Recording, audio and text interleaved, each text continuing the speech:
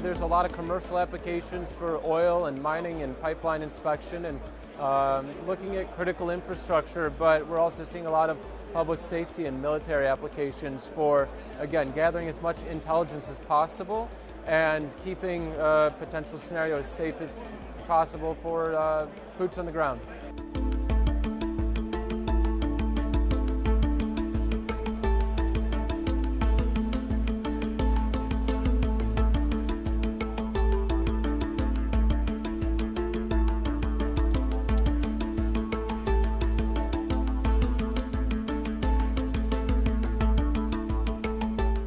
Computer vision has the great advantage because it's like you see, seeing is believing.